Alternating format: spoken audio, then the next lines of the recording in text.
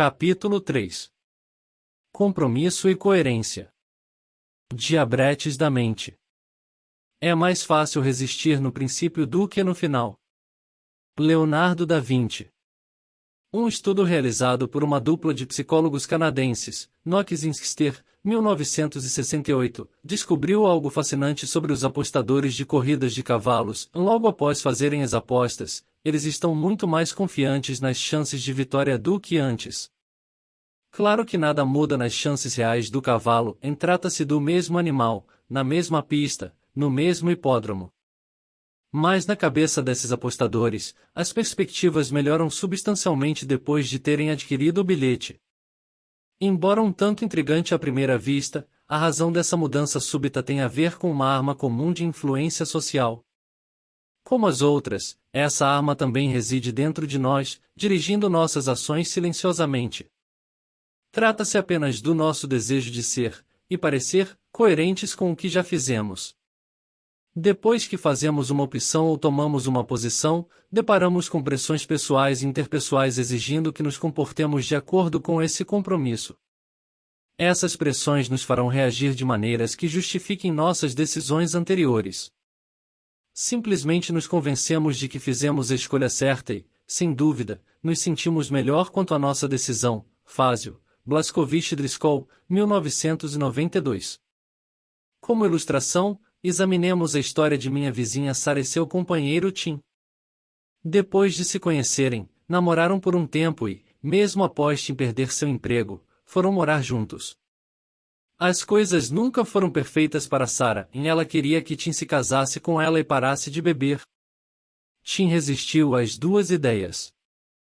Após um período especialmente difícil de conflitos, Sarah rompeu o relacionamento e Tim saiu de casa. Na mesma época, um ex-namorado ligou para ela. Eles começaram a sair e logo se apaixonaram e marcaram o casamento. Chegaram ao ponto de marcar uma data e enviar convites, quando Tim ligou. Ele se arrependera e queria voltar. Quando Sarah contou sobre seus planos de se casar, ele implorou que ela mudasse de ideia. Queria estar junto dela como antes. Sarah o rejeitou, explicando que não queria mais viver daquela maneira. Tim até chegou a falar em casamento, mas ela disse que preferia o atual namorado.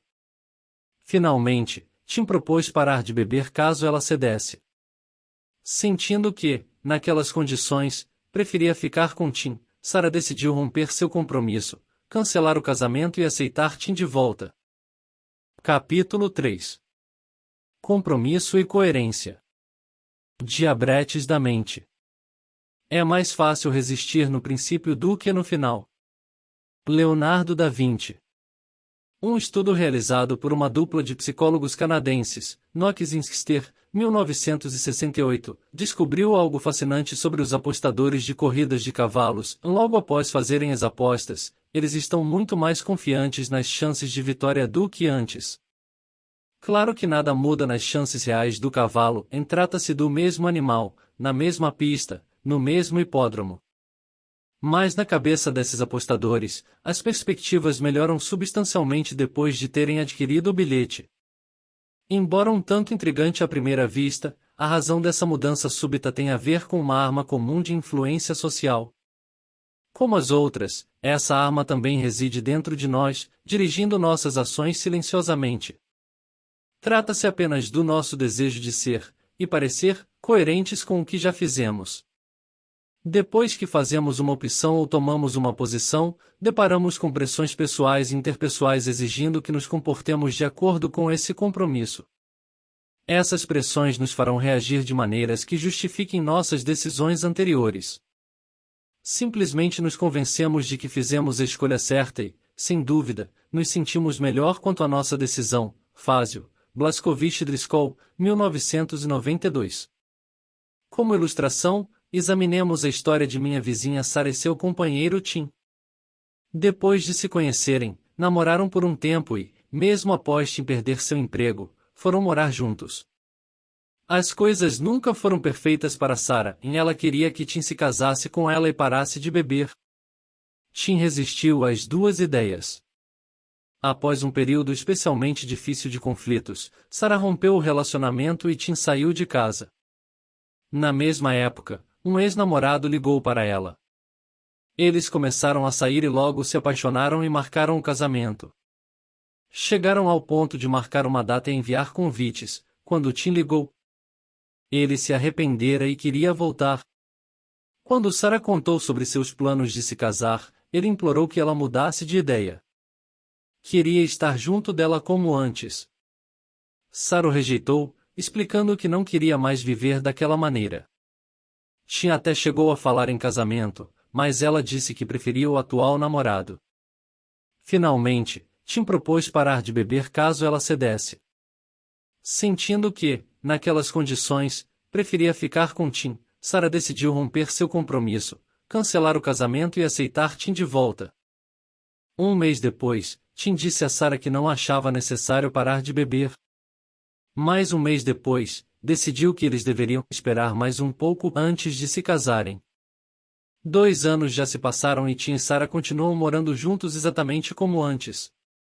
Tim continua a beber e ainda não há planos de casamento, mas mesmo assim Sarah está mais dedicada a ele do que nunca. Diz que ser forçada a escolher mostrou que Tim é mesmo o homem de sua vida. Assim, depois de tomada sua decisão, Sarah tornou-se mais feliz, ainda que as condições sob as quais fez sua escolha nunca se cumprissem. Obviamente, os apostadores em corridas de cavalo não estão sozinhos na disposição em acreditar na adequação de uma escolha difícil depois que já foi feita. De fato, todos nos enganamos de vez em quando para manter nossos pensamentos e crenças coerentes com o que já fizemos ou decidimos. Brinol, Pat Wheeler, 2006, Mater, Shafir Johnson, 2000, Usbult et al., 2000. Por exemplo, logo após votarem, os eleitores ficam mais confiantes de que seu candidato vencerá. Hegel Kilduf, 1988. Mantendo a coerência. Não é de hoje que os psicólogos compreendem o poder do princípio da coerência em direcionar a ação humana. Teóricos pioneiros importantes, como Leon Festinger, 1957, Fritz Zeider, 1946, e Theodor Nelcon, 1953, consideraram o desejo de coerência um motivador central do comportamento. Será que essa tendência é mesmo forte o suficiente para nos compelir a fazer o que normalmente não gostaríamos? Não há dúvida sobre isso. O impulso de ser, e parecer, coerente constitui uma arma muito potente de influência social, muitas vezes nos levando a agir contra nossos melhores interesses. Vejamos o que aconteceu quando pesquisadores encenaram furtos numa praia de Nova York para descobrir se os observadores arriscariam a pele a fim de impedir o crime. No estudo, um cúmplice dos pesquisadores abria uma toalha de praia a 1,5 metros da de um indivíduo escolhido aleatoriamente, a cobaia do experimento. Após vários minutos relaxando na toalha e ouvindo música num rádio portátil, o cúmplice se levantava e ia caminhar pela praia. Logo depois, um pesquisador, fingindo ser um ladrão, se aproximava, pegava o rádio e tentava fugir. Como você pode imaginar, sob condições normais as cobaias relutavam muito em se arriscar e desafiar o ladrão. Apenas 4 pessoas fizeram isso nas 20 vezes em que o furto foi encenado. Mas quando o mesmo procedimento foi tentado mais 20 vezes com uma ligeira mudança, os resultados foram bem diferentes. Nessas encenações, antes de deixar a toalha, o cúmplice pedia à cobaia para dar uma olhada nas coisas dele, algo com que todos concordaram. Então, impelidos pela regra da coerência, 19 das 20 cobaias praticamente se tornaram vigias, indo atrás do ladrão, exigindo uma explicação, muitas vezes detendo-o fisicamente ou arrebatando o rádio de suas mãos. Moriarty, 1975. Para entender por que a coerência é uma motivação tão poderosa, deveríamos reconhecer que, na maioria das circunstâncias, ela é valorizada e versátil. A incoerência é comumente vista como um traço de personalidade indesejado. Algier, Barney, Brooks e Ravens, 1979, mais, 1946. A pessoa cujas crenças, palavras e ações não condizem é vista como confusa, hipócrita e até mentalmente doente. Por outro lado, um alto grau de coerência costuma estar associado à força pessoal e intelectual. É a base da lógica, da racionalidade, da estabilidade e da honestidade. Uma citação atribuída ao grande químico Michael Faraday sugere o grau em que ser coerente é julgado importante, às vezes mais do que estar certo. Quando lhe perguntaram, após uma palestra, se ele quis dizer que um detestado rival acadêmico estava sempre errado, Faraday olhou furioso para o autor da pergunta e respondeu: ele não é tão coerente assim. Certamente, a coerência pessoal é muito valorizada em nossa cultura, e é assim que deve ser. Na maior parte das vezes, nós nos sairemos melhor se nossa abordagem dos fatos estiver acompanhada de coerência. Sem ela, nossas vidas seriam difíceis, instáveis e desconexas. Sheldon, Ryan, Hawthorne e Lardy, 1997. A solução rápida. Já que, em geral, é do nosso interesse sermos coerentes, incorremos no hábito de sê-lo automaticamente, mesmo em situações em que este não é o caminho mais sensato. Quando agimos sem pensar, a coerência pode ser desastrosa. No entanto, a coerência cega tem lá suas atrações.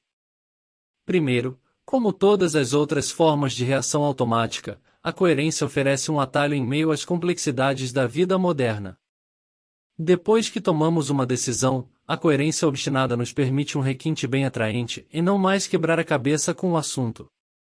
Não temos que examinar o bombardeio de informações diárias para identificar fatos relevantes. Não há necessidade de despender energia mental para avaliar os prós e os contras. Não precisamos tomar novas decisões difíceis.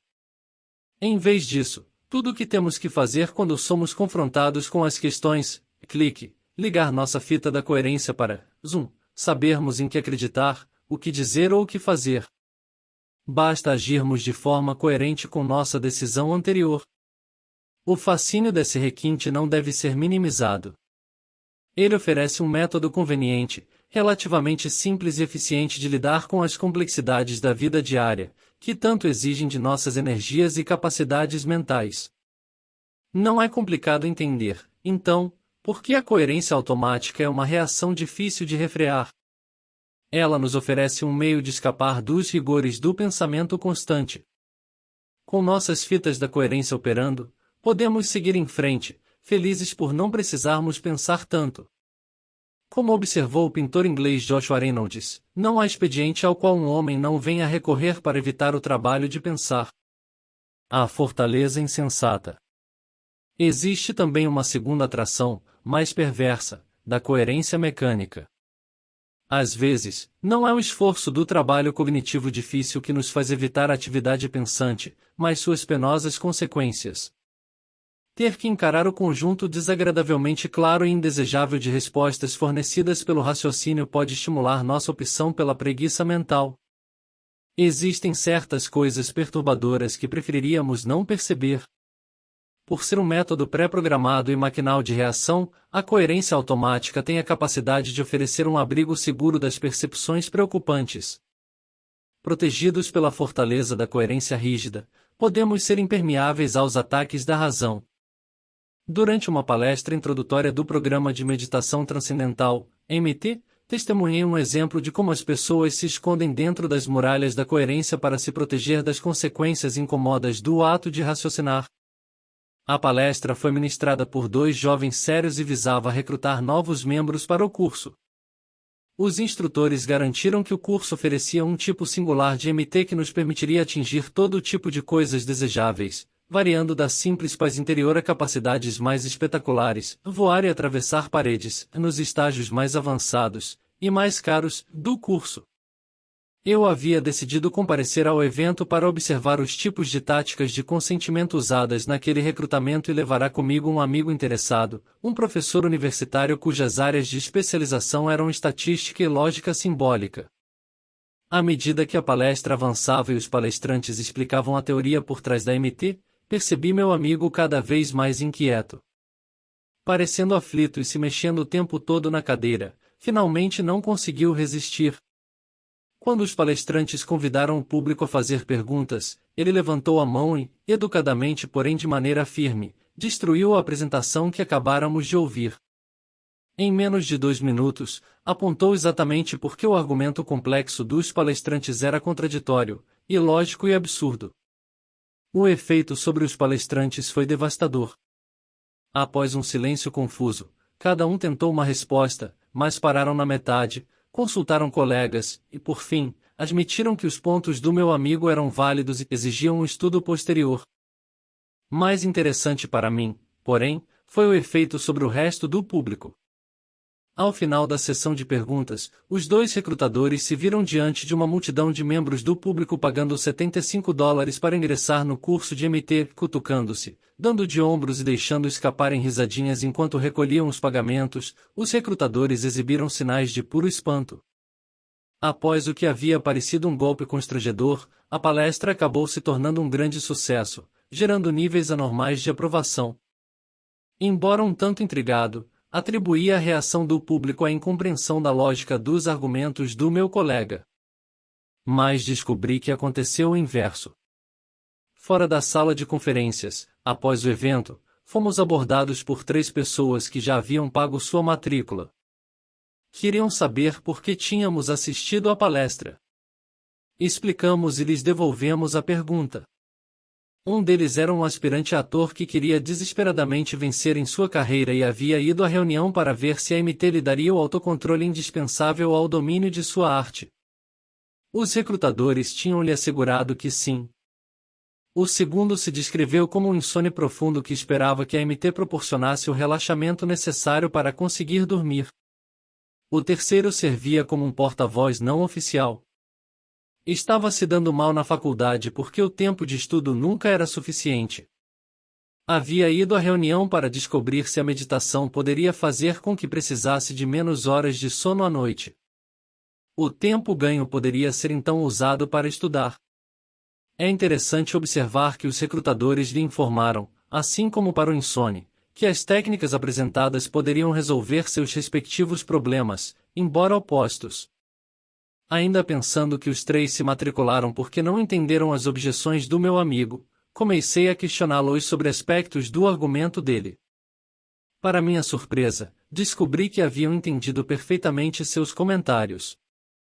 Foi justamente a consistência de seu argumento que os levou a se inscreverem correndo no curso.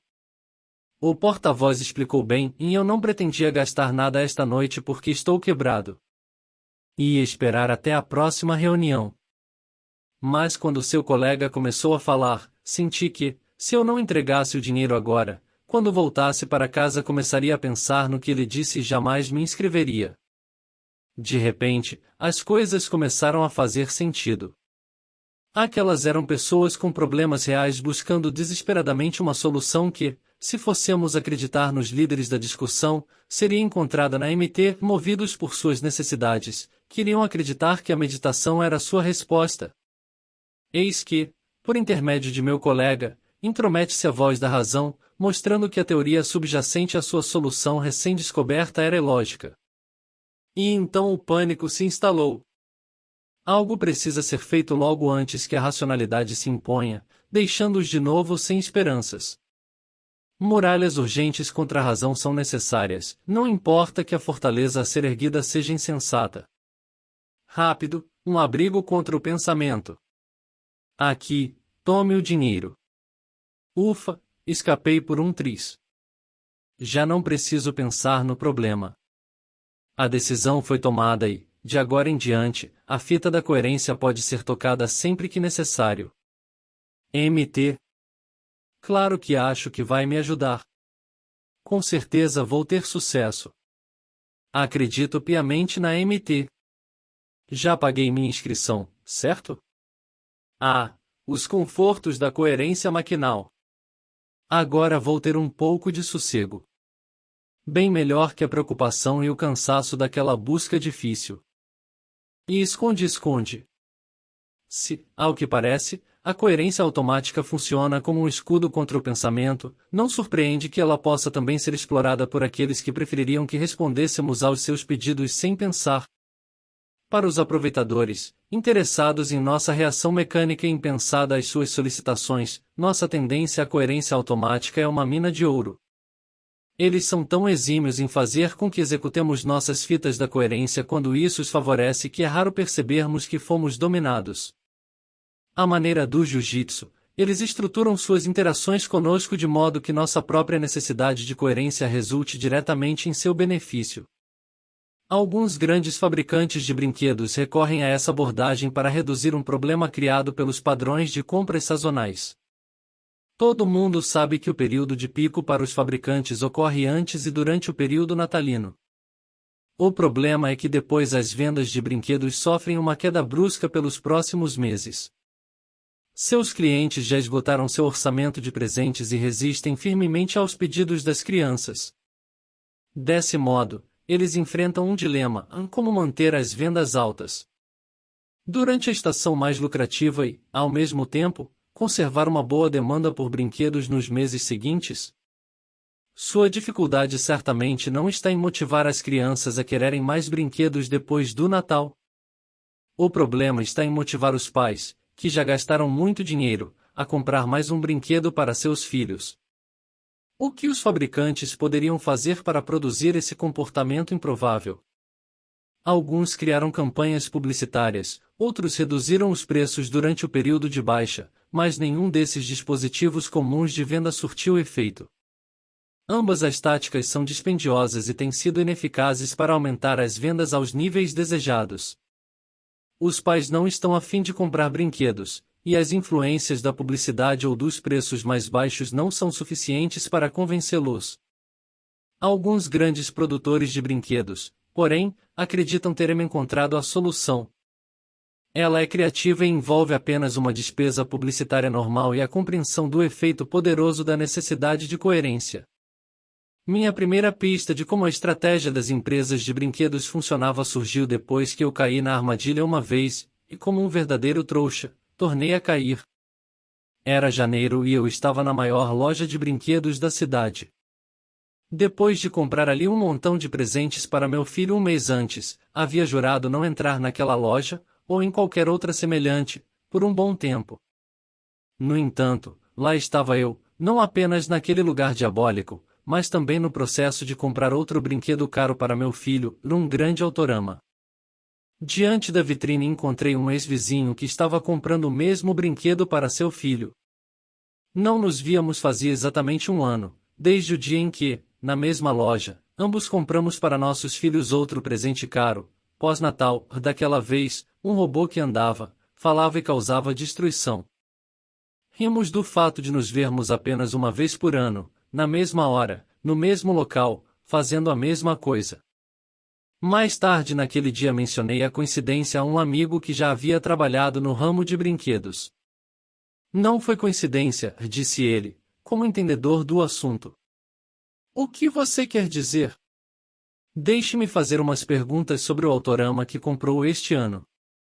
Primeiro, você prometeu ao seu filho que lhe ganharia um Autorama no Natal? Sim, prometi. Christopher viu uma série de comerciais no programa infantil de sábado de manhã e disse o que queria ganhar de Natal. Vi alguns anúncios também e achei divertido. Agora minha segunda pergunta.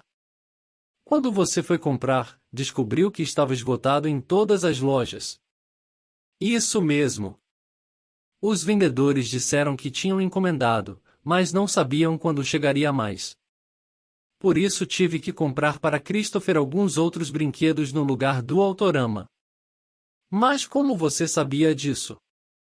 Só mais uma pergunta. O mesmo tipo de coisa aconteceu no ano anterior com o robô? Espere aí, você tem razão. Foi exatamente o que aconteceu. É incrível. Como adivinhou? Não tenho poderes paranormais. Acontece que sei como várias empresas de brinquedos aumentam suas vendas em janeiro e fevereiro. Elas começam lançando antes do Natal anúncios na TV de certos brinquedos especiais. As crianças, naturalmente, querem o que veem e fazem seus pais prometerem que lhes darão aquilo no Natal. É aí que entra em ação o plano maquiavélico das empresas, e elas entregam às lojas quantidades insuficientes dos brinquedos que os pais prometeram dar. A maioria dos pais descobre que estão esgotados e é forçada a substituí-los por outros de mesmo valor. Por isso os fabricantes de brinquedos fazem questão de abarrotar as lojas com esses brinquedos substitutos. Depois do Natal, as empresas voltam a exibir os anúncios dos brinquedos especiais. As crianças não resistem e vão correndo aos seus pais reclamando. Vocês prometeram. Vocês prometeram, e não resta aos adultos outra saída a não ser irem à loja para cumprir sua promessa. Onde eles encontram outros pais que não viam havia um ano caindo na mesma armadilha, certo? Concluí, indignado. Certo. Ei, aonde você está indo? Vou devolver o Autorama à loja, respondi, quase gritando de tão aborrecido que estava. E espere. Pense um minuto. Por que você o comprou esta manhã? Porque não queria decepcionar Christopher e queria lhe ensinar que promessas devem ser cumpridas. E isso mudou? Olhe, se você tirar o brinquedo dele, ele não vai entender por quê. Só saberá que seu pai quebrou uma promessa. É isso que você quer? Não, admiti, bufando. Acho que não. Bem, você está me dizendo que as empresas de brinquedos dobraram seus lucros comigo nos últimos 2 anos sem que eu percebesse. E agora que percebi, continuou o prisioneiro, só que de minhas próprias palavras. Ele assentiu com a cabeça. Desde então tenho observado uma variedade de ondas de compra de brinquedos semelhantes à que experimentei durante aquela temporada específica. Historicamente, porém, a que mais se enquadra no padrão é a das Cabbage Patch Kids, bonecas de $25 que foram bastante promovidas durante as épocas natalinas de meados da década de 1980, mas cujo suprimento nas lojas foi insuficiente. Algumas das consequências dessa manobra foram uma acusação de propaganda enganosa por parte do governo contra o fabricante das Kids por continuarem anunciando bonecas que não estavam disponíveis, grupos de adultos ensandecidos brigando nas lojas de brinquedos ou pagando até $700 em leilões de bonecas para honrar a promessa feita às filhas, e $150 milhões em vendas que se estenderam bem além do mês do Natal. No Natal de 1998, o brinquedo menos disponível, que todo mundo queria, era o Furby, criado por uma divisão da Hasbro, uma gigante dos brinquedos.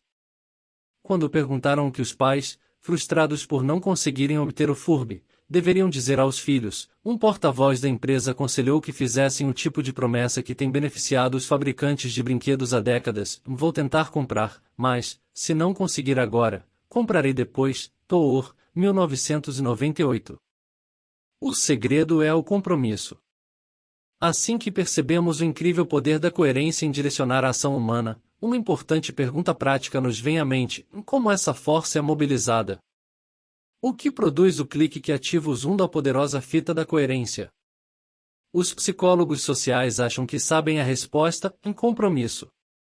Se consigo levar você a assumir um compromisso, ou seja, a tomar uma posição, a expressar sua opinião, terei preparado o terreno para sua coerência automática e imponderada com aquele compromisso anterior. Uma vez tomada uma posição, existe uma tendência natural a nos comportarmos de maneiras que são obstinadamente coerentes com ela. Mesmo inclinações preliminares que ocorrem antes que uma decisão final precise ser tomada podem nos predispor a escolhas coerentes posteriores. Braustein, 2003, Braustein, e de Simon, 2004, Russo, Carlson e Meloy, 2006. Como já vimos, os psicólogos sociais não são os únicos a entender a ligação entre compromisso e coerência. As estratégias de compromisso são usadas contra nós por todo tipo de profissional da persuasão. Cada uma delas pretende nos convencer a praticar determinada ação ou fazer alguma declaração que nos induzirá ao consentimento posterior por meio das pressões por coerência. Os procedimentos que visam a criação de compromissos assumem diversas formas. Alguns são bem diretos, outros estão entre as táticas de persuasão mais sutis que encontraremos. No primeiro caso se enquadra a abordagem de Jack Stanco, gerente de vendas de carros usados de uma concessionária em Albuquerque. Ao dar uma palestra numa convenção da Associação Nacional de Concessionárias de Veículos em São Francisco, ele aconselhou o seguinte a 100 concessionárias ávidas por vendas: faça com que se comprometam no papel, garanta a assinatura do cliente. Cobre o dinheiro adiantado. Controle-os. Comande o negócio. Pergunte se comprariam o carro na hora se o preço estiver bom. Não deixe o cliente escapar. Rubinstein, 1985. Obviamente, o Sr. Stanko, um especialista nesses assuntos, acredita que o caminho para obter o consentimento do cliente é seu compromisso. Práticas de compromisso bem mais sutis podem ser igualmente eficazes. Vamos supor que você queira aumentar o número de pessoas em seu bairro que concordem em ir de porta em porta arrecadando doações para sua instituição de caridade favorita.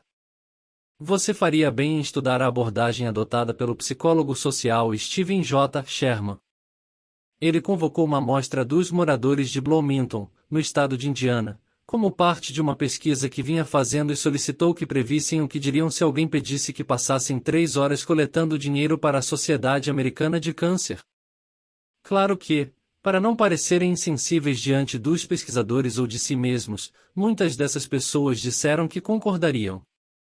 A consequência daquele procedimento sutil de compromisso foi um aumento de 700% no número de adesões quando, alguns dias depois, um representante da sociedade de fato procurou voluntários na área. Sherman, 1980. Usando a mesma estratégia, mas dessa vez pedindo aos cidadãos que previssem se votariam no dia da eleição, outros pesquisadores conseguiram aumentar significativamente o comparecimento às urnas entre aqueles entrevistados. Greenwald, Carnot, Beach Young, 1987, Spangenberg e Greenwald, no prelo. Uma técnica de compromisso ardilosa foi desenvolvida por solicitantes de contribuições para a caridade pelo telefone. Você já observou que muitos deles começam a conversa indagando sobre sua saúde e seu bem-estar? Alô, senhor fulano, eles dizem. Tudo bem com o senhor? O intuito do solicitante com esse tipo de introdução não é apenas parecer simpático e atencioso. É fazer com que você responda com um comentário educado e superficial, em tudo bem. Depois que declarou que está bem, fica mais fácil para o solicitante induzi-lo a ajudar aqueles que não estão tão bem assim, em graças a Deus. Fico contente em ouvir isso porque estou ligando para perguntar se o senhor está disposto a fazer uma doação para ajudar as pobres vítimas de... A teoria por trás dessa tática é a seguinte: nas pessoas que acabaram de afirmar que estão se sentindo bem, e mesmo como parte rotineira de um diálogo amigável, irão achar constrangedor parecerem mesquinhas diante de suas próprias circunstâncias reconhecidamente privilegiadas. Se tudo isso soa um tanto exagerado, vejamos as descobertas do pesquisador de consumo Daniel Howard, 1990, que submeteu essa teoria a testes. Moradores de Dallas, no Texas, foram abordados por telefone e indagados se concordariam em receber um representante do Comitê Unger Relief. Ele tentaria lhes vender biscoitos, cuja renda seria revertida em refeições para os necessitados. Quando tentado isoladamente, aquele pedido, rotulado de abordagem de solicitação padrão, produzia apenas 18% de concordância. Entretanto, se o solicitante perguntasse de cara como você está se sentindo hoje, e esperasse por uma resposta antes de prosseguir com a abordagem padrão, vários fatos notáveis aconteciam. Primeiro, dos 120 indivíduos abordados, a maioria, 108, deu a resposta favorável costumeira: bem, muito bem, etc. Segundo, 32% das pessoas que ouviram a pergunta como você está se sentindo hoje, concordaram em receber o vendedor de biscoitos em casa, quase o dobro do índice de sucesso da abordagem de solicitação padrão. Terceiro, fiéis ao princípio da coerência, quase todos, 89%, que concordaram com a visita de fato adquiriram biscoitos. O que torna um compromisso eficaz? Uma variedade de fatores influencia o poder que um compromisso tem de condicionar nosso comportamento futuro. A seguir, veremos como um programa de grande escala visando produzir o consentimento ilustra o funcionamento desses fatores. O mais incrível é saber que esse programa estava empregando sistematicamente esses elementos décadas atrás, bem antes de serem identificados pelas pesquisas científicas.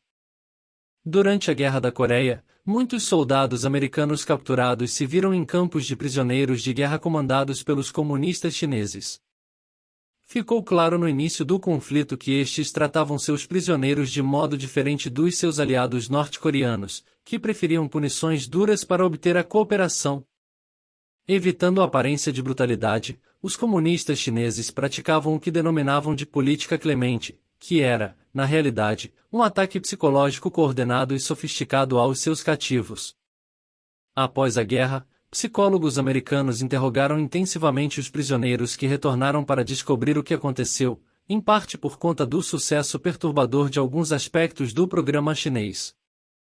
Os chineses eram muito eficientes em fazer com que os americanos dessem informações uns sobre os outros, em contraste gritante com o comportamento dos prisioneiros de guerra americanos na Segunda Guerra Mundial.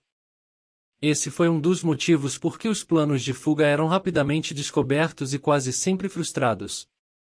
Quando uma fuga chegava a acontecer, escreveu o psicólogo Edgar Sen, 1956, um importante investigador americano do programa de doutrinação chinês na Coreia, os chineses costumavam recuperar com facilidade o fugitivo oferecendo um saco de arroz a quem o entregasse. De fato, consta que quase todos os prisioneiros americanos nos campos chineses colaboraram com o inimigo de uma forma ou de outra. Depoimento de leitor 3.1 de um instrutor de vendas do Texas. A lição mais poderosa que já aprendi com seu livro foi sobre compromisso. Anos atrás, treinei pessoas num centro de telemarketing para venderem seguros. Nossa dificuldade principal era não poder fechar o negócio pelo telefone. Podíamos apenas passar um orçamento e depois encaminhar o comprador ao escritório da empresa mais perto de sua casa. O problema era que os compradores marcavam hora e não apareciam. Peguei um grupo recém-saído do treinamento e modifiquei sua abordagem de vendas, tornando-a diferente daquela dos demais vendedores. Eles usaram a mesma apresentação enlatada dos outros, mas incluíram uma pergunta ao final da ligação. Em vez de simplesmente desligarem quando o cliente confirmava a hora em que apareceria, instruiu os vendedores a dizer: será que você poderia me dizer exatamente por que optou por comprar o seguro de nossa empresa? De início eu estava apenas tentando coletar informações sobre o serviço ao cliente, mas constatei que aqueles vendedores novos geraram cerca de 19% mais vendas do que os outros. Quando integramos essa pergunta às apresentações de todos eles, mesmo os profissionais veteranos geraram mais de 10% de negócios adicionais. Nota do autor: embora empregada por acaso, a tática do leitor foi magistral porque não se limitou a comprometer os clientes com suas escolhas. Comprometeu-os, também, com as razões de suas escolhas. Um exame do sistema no campo de prisioneiros mostra que os chineses dependiam fortemente de pressões de compromisso e coerência para obter a cooperação dos cativos. Claro que o primeiro problema enfrentado por eles foi encontrar um meio de fazer os americanos colaborarem, pois aqueles prisioneiros haviam sido treinados para fornecer apenas o nome, a patente e o número identificador. Sem violência física, como os captores poderiam esperar que aqueles homens fornecessem informações militares, delatassem colegas ou censurassem publicamente seu país? A resposta dos chineses foi elementar: comece com pouco e depois aumente. Por exemplo, eles pediam com frequência que os prisioneiros fizessem declarações que eram tão moderadamente anti-americanas ou pró-comunistas que pareciam irrelevantes: os Estados Unidos não são perfeitos. Num país comunista não há problema de desemprego. Uma vez que tivessem concordado com aqueles pedidos pequenos, os homens se veriam pressionados a ceder a solicitações semelhantes, porém mais substanciais. Há um homem que acabará de concordar que os Estados Unidos não eram um país perfeito. O interrogador chinês pediria que desse alguns exemplos de imperfeições. Depois, ele seria estimulado a fazer uma lista daqueles problemas americanos e assinar seu nome. Mais tarde poderiam solicitar que lesse sua lista num grupo de discussão com outros prisioneiros. Afinal, é no que você realmente acredita, não é? Mais adiante, seria motivado a escrever uma redação explicando a lista e analisando aqueles problemas em maiores detalhes.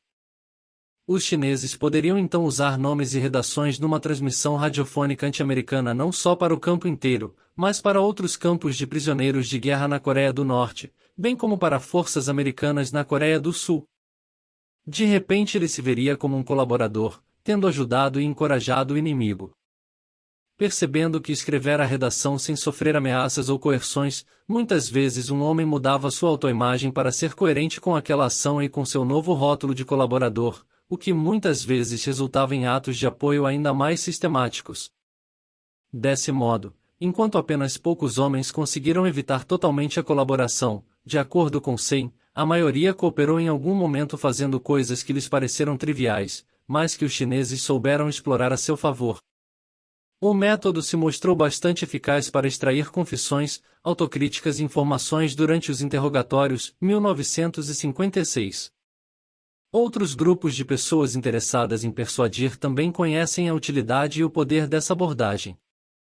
Organizações de caridade, por exemplo, costumam usar compromissos progressivamente maiores para induzir os indivíduos a grandes atos de generosidade.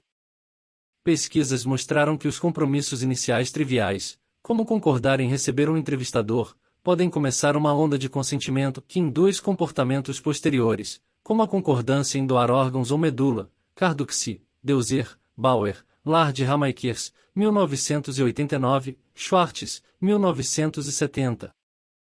O comércio também emprega essa abordagem com regularidade. Para o vendedor, a estratégia é obter uma compra grande começando por uma pequena. Qualquer uma serve, porque o propósito daquela transação menor não é o lucro, mas o compromisso. Espera-se que compras futuras bem maiores resultem naturalmente dessa estratégia. Um artigo na revista especializada American Salesman sintetiza bem o processo, e a ideia geral é abrir caminho para a venda de todo tipo de produtos começando por um pedido pequeno. Veja a coisa nestes termos: quando uma pessoa encomenda sua mercadoria, ainda que o lucro seja tão pequeno que mal compense o tempo e o esforço da ligação do vendedor, ela já não é um cliente potencial, é um cliente real. Green, 1965, p. 14. A tática de começar com um pedido pequeno para obter depois pedidos semelhantes porém maiores tem um nome: técnica do pé na porta.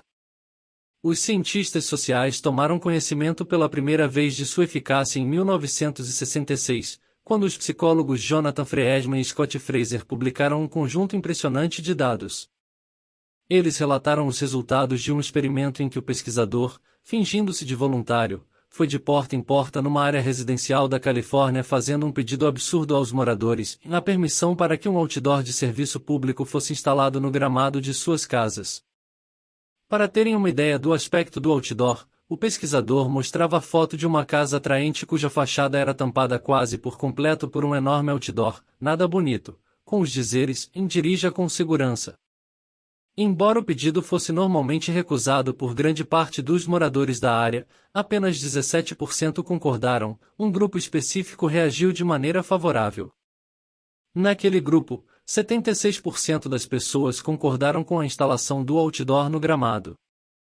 O motivo principal de seu consentimento surpreendente está ligado a um fato ocorrido 2 semanas antes, e as pessoas daquele grupo haviam assumido um pequeno compromisso com a segurança ao volante. Um voluntário diferente tinha visitado suas casas e pedido que aceitassem e exibissem um pequeno cartaz quadrado de 8 centímetros que dizia: dirija com segurança. Foi um pedido tão trivial que quase todos concordaram, mas seus efeitos foram impressionantes. Por terem inocentemente dito sim a uma solicitação banal de segurança ao volante algumas semanas antes, aqueles moradores ficaram dispostos a concordar com outro pedido semelhante, mas muito maior. Friedman e Fraser não pararam por aí. Tentaram ainda um procedimento ligeiramente diferente com outra amostra de moradores. Primeiro, eles solicitaram que aderissem a um abaixo-assinado que defendia manter a Califórnia bonita. Claro que quase todos assinaram, porque a beleza do Estado, como a eficiência no governo ou cuidados pré-natais corretos, é uma dessas coisas a que ninguém se opõe. Após esperarem cerca de 2 semanas, Friedman e Fraser enviaram um novo voluntário para visitar as mesmas casas e pedir aos moradores que permitissem que outdoors grandes com os dizeres dirija com segurança fossem instalados em seu gramado. Em alguns aspectos, a reação daqueles proprietários foi a mais espantosa de todo o estudo. Quase metade deles concordou, embora o pequeno compromisso assumido semanas antes não estivesse ligado à direção segura, mas a algo totalmente diferente, um embelezamento do Estado. De início, até Friedman e Fraser ficaram perplexos com suas constatações. Porque o pequeno ato de participar de um abaixo-assinado apoiando o embelezamento do Estado fez com que as pessoas ficassem dispostas a prestar um favor diferente e bem maior. Após examinarem e descartarem outras explicações, os dois psicólogos encontraram a solução do enigma. Assinar a petição pelo embelezamento mudou a visão que aquelas pessoas tinham de si mesmas. Elas passaram a se ver como cidadãos com espírito público, que agiam com base em princípios cívicos. Quando, 2 semanas depois, foi pedido que prestassem outro serviço público exibindo o outdoor "Dirija com segurança", elas concordaram para serem coerentes com suas autoimagens recém-formadas. De acordo com Friedman e Fraser, pode ocorrer uma mudança nas impressões da pessoa sobre se envolver ou defender uma posição. Uma vez que tenha concordado com um pedido, sua postura pode mudar. Ela pode se tornar, aos seus próprios olhos, o tipo de pessoa que faz esse tipo de coisas, que colabora com pedidos de estranhos, que toma atitudes em relação àquilo em que acredita, que coopera com boas causas. P. 201. A lição das descobertas de Friedman e Fraser, portanto, é que devemos ter cuidado ao concordar com pedidos triviais, pois eles têm o poder de influenciar nossa autoimagem. Burger e Caldwell, 2003. Esse consentimento pode não só aumentar nossa suscetibilidade a pedidos semelhantes e maiores, como também pode nos tornar mais propensos a prestar uma variedade de favores maiores que estão apenas remotamente ligados ao pequeno favor anterior. É este segundo tipo mais geral de influência escondida dentro de pequenos compromissos o que mais me assusta. Assine na linha pontilhada. Você já se perguntou o que os grupos que lhe pedem para assinar suas petições fazem com todas as assinaturas obtidas? Com frequência não fazem nada com elas, já que o propósito principal da petição pode ser simplesmente comprometer os assinantes com a posição do grupo, tornando-os assim mais propensos a dar passos futuros que sejam coerentes com essas posições. Assusta-me tanto que não me sinto mais disposto a assinar abaixo-assinados, mesmo por uma posição que eu apoie. Uma ação como essa tem o potencial de influenciar de forma indesejada não apenas o meu comportamento futuro, mas também a minha autoimagem. Além disso, uma vez alterada a autoimagem de uma pessoa, ela se torna suscetível a qualquer um que pretenda tirar vantagem desse novo aspecto. Quem dentre os participantes do estudo de Friedman e Fraser imaginaria que o voluntário que pediu que assinassem uma petição pelo embelezamento do Estado estava realmente interessado em levá-los a exibir um outdoor de segurança no trânsito 2 semanas depois? Quem poderia ter suspeitado que sua decisão de exibir o outdoor tivesse resultado em grande parte da assinatura do abaixo-assinado? Ninguém, imagino. Caso se arrependessem depois que o outdoor fosse instalado, só poderiam responsabilizar eles mesmos e seu espírito cívico excessivo. Provavelmente nem se lembrariam do sujeito com o abaixo-assinado para manter a Califórnia bonita e todo o seu conhecimento de jiu-jitsu social. Corações e mentes. Observe que todos os especialistas na técnica do pé na porta parecem empolgados com o mesmo fato, a possibilidade de usar pequenos compromissos para manipular a autoimagem de alguém. É possível transformar cidadãos em servidores públicos, clientes potenciais em clientes reais, prisioneiros em colaboradores. Uma vez que você tenha manipulado a autoimagem da pessoa, ela deverá concordar naturalmente com toda uma gama de pedidos que sejam coerentes com aquela nova postura. No entanto, nem todos os compromissos afetam a autoimagem. Certas condições devem ser atendidas para que isso aconteça, e eles devem ser ativos, públicos, trabalhosos e livremente escolhidos. A principal intenção dos chineses não era apenas extrair informações de seus prisioneiros. Era doutriná-los, mudar suas atitudes e percepções de si mesmos, de seu sistema político, do papel de seu país na guerra e do comunismo. O Dr. Henry Segal, chefe da equipe de avaliação neuropsiquiátrica que examinou os prisioneiros de guerra que retornaram ao final da Guerra da Coreia, informou que as crenças ligadas à guerra haviam sido substancialmente alteradas e muitos expressaram antipatia pelos comunistas chineses, mas ao mesmo tempo os elogiaram pelo bom serviço que fizeram na China. Outros afirmaram que, embora o comunismo não vá funcionar nos Estados Unidos, parece ser algo bom para a Ásia. Segal, 1954, p. 360. Aparentemente, o verdadeiro objetivo dos chineses era modificar, ao menos por algum tempo, os corações e as mentes de seus cativos. Se medirmos seu sucesso em termos de deserção, deslealdade, mudança de atitudes e crenças, baixa disciplina, baixo moral, desânimo e dúvidas sobre o papel dos Estados Unidos, Segal concluiu, seus esforços foram muito bem-sucedidos. Agora vamos examinar mais de perto como conseguiram tamanho êxito. O passe de mágica. Os melhores sinais que recebemos dos verdadeiros sentimentos e crenças das pessoas resultam mais de suas ações do que de suas palavras. Pesquisadores descobriram que os próprios indivíduos usam esses mesmos sinais, seu comportamento, para decidir como são. Trata-se de uma fonte primária de informações sobre as crenças, os valores e as atitudes de alguém. Bem, 1972, Valacher e Wegener, 1985. O impacto propagador do comportamento sobre a autoimagem e a conduta futura de alguém pode ser visto em pesquisas que comparam os efeitos dos compromissos ativos e passivos. Allison e Messick, 1988, Fazio, Sherman e 1982. Em um estudo, estudantes universitários foram voluntários em um projeto de educação sobre AIDS em escolas locais. Os pesquisadores fizeram com que metade deles fossem voluntários ativos ao preencherem um formulário afirmando que queriam participar. Os outros eram voluntários passivos se deixassem de preencher o formulário afirmando que não queriam participar. 3 a 4 dias depois, quando solicitados a começarem suas atividades como voluntários, a grande maioria, 74%, dos que compareceram veio do grupo que concordou ativamente em participar. Além disso, os voluntários ativos tendiam a justificar suas decisões em termos de seus valores, preferências e características pessoais. Sioff e Garner, 1996. No todo, parece que os compromissos ativos fornecem o tipo de informação que usamos para moldar nossa autoimagem, que depois determina as ações futuras, solidificando a nova autoimagem. Com plena compreensão desse roteiro para alterar a autopercepção, os chineses passaram a organizar a experiência do campo de prisioneiros de modo que os cativos agissem coerentemente de certas maneiras.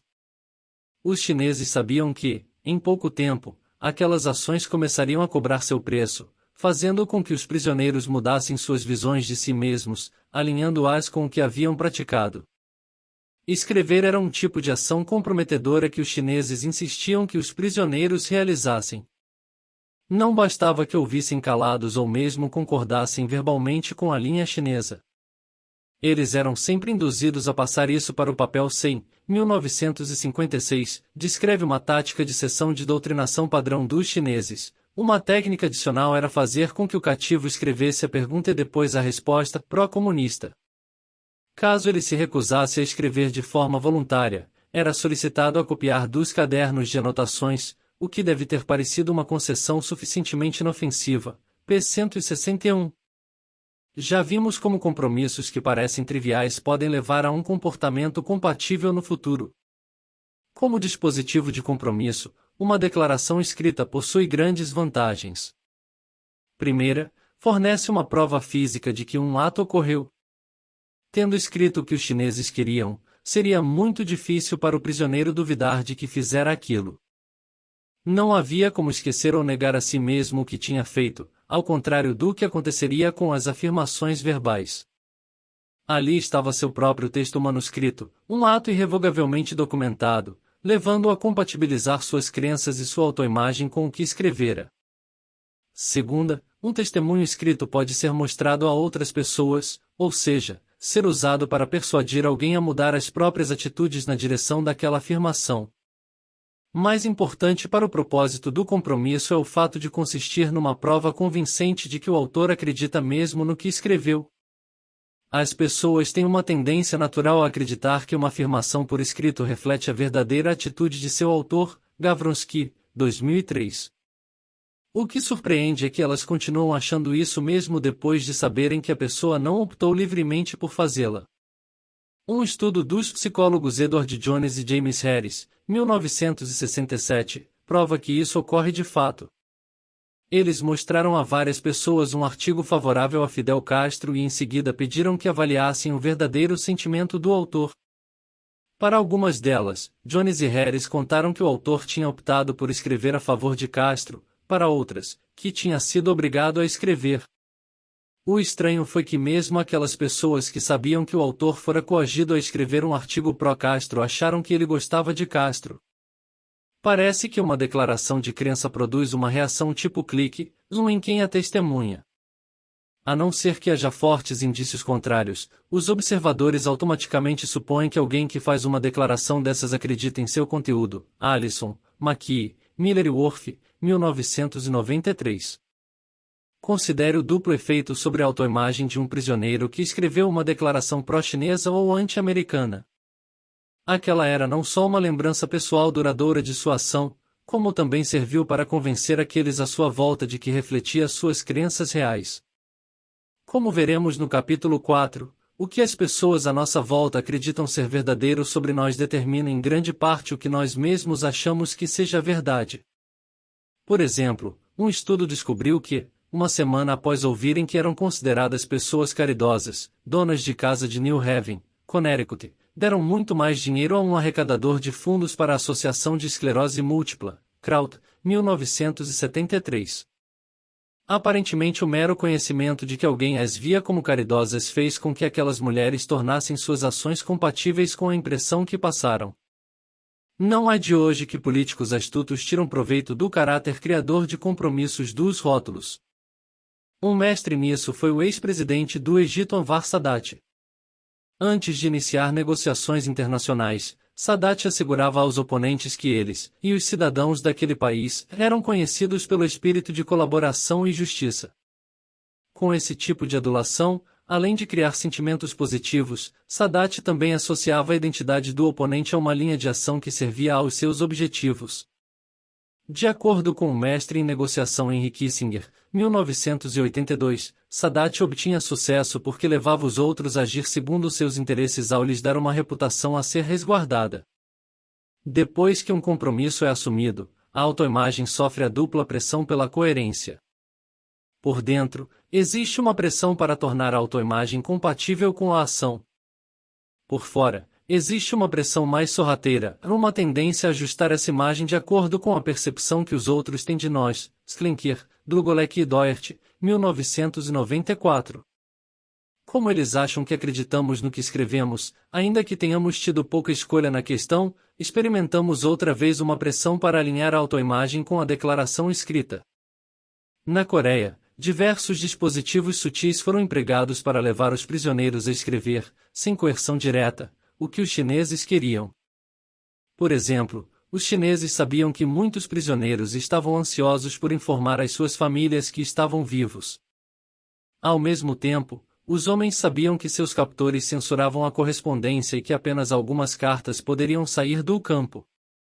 Para assegurar sua liberação, alguns prisioneiros começaram a incluir nas mensagens apelos pela paz, afirmações de que estavam sendo bem tratados e declarações simpáticas ao comunismo, na esperança de que os chineses desejassem que aquelas cartas viessem à tona e portanto permitissem sua entrega.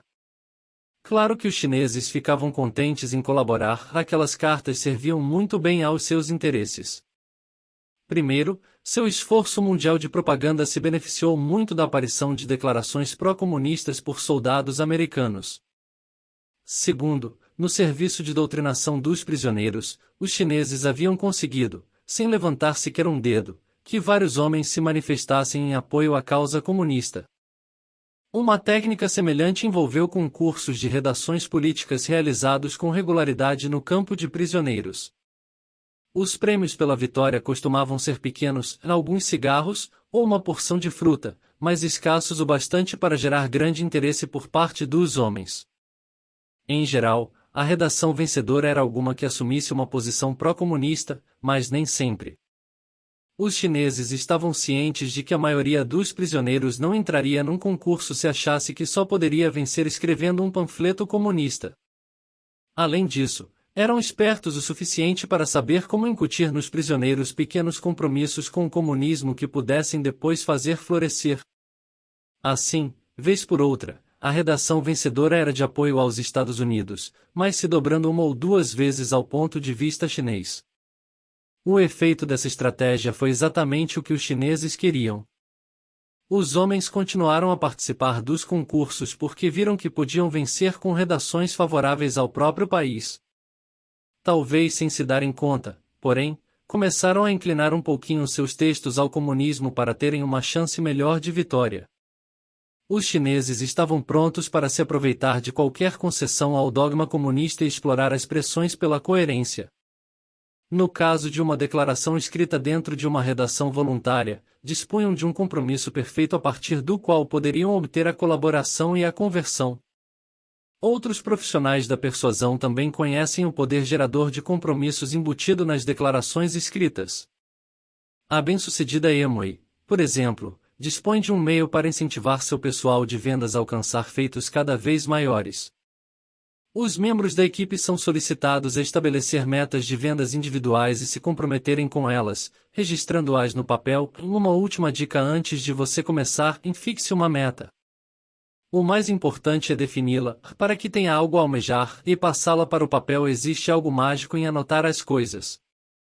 Quando atingir essa meta, fixe outra e anote-a também. Assim você irá longe.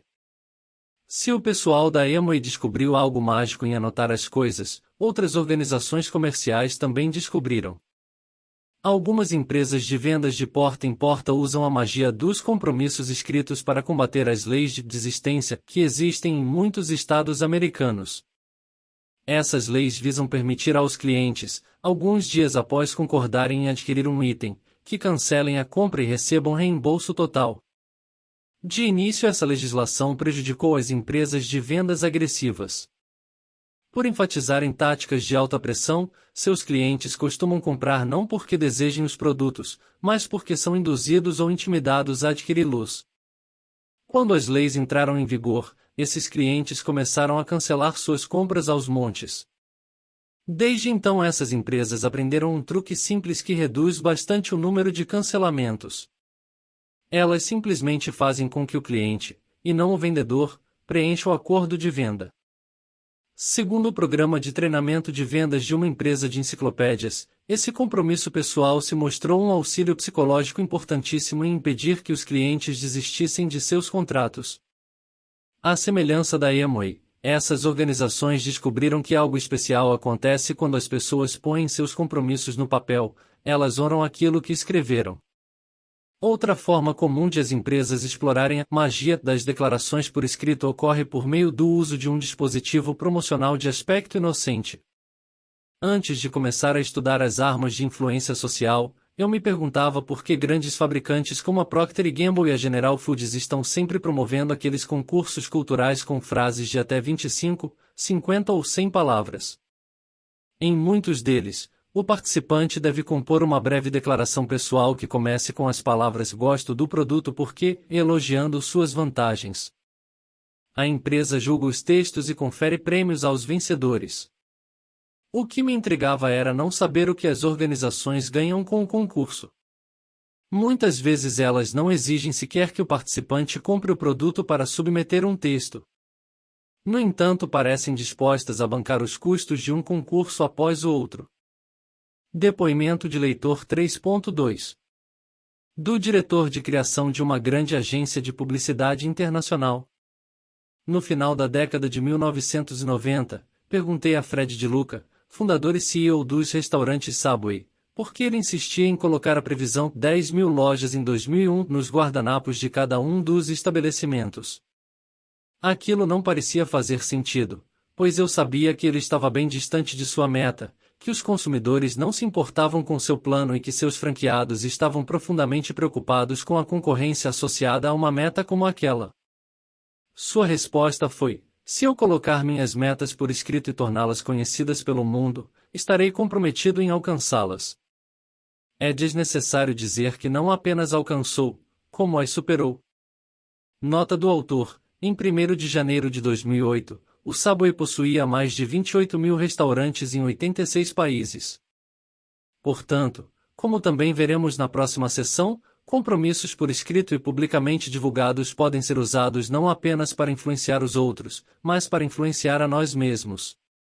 Agora não estou mais intrigado. O propósito por trás do concurso, fazer com que o máximo de pessoas endosse um produto, é o mesmo propósito por trás do concurso de redações políticas, obter apoio. Em ambos os casos, o processo é o mesmo. Os participantes voluntariamente escrevem redações visando prêmios atraentes que têm apenas uma pequena chance de ganhar. Sabem que, para um texto ter qualquer chance de vencer, deve incluir elogios ao produto. Assim fazem um esforço para encontrar aspectos elogiáveis a fim de descrevê-los em suas redações. O resultado são centenas de prisioneiros de guerra na Coreia ou centenas de milhares de consumidores nos Estados Unidos atestando por escrito as vantagens dos produtos e que, portanto, experimentam aquele impulso mágico de acreditarem no que escreveram.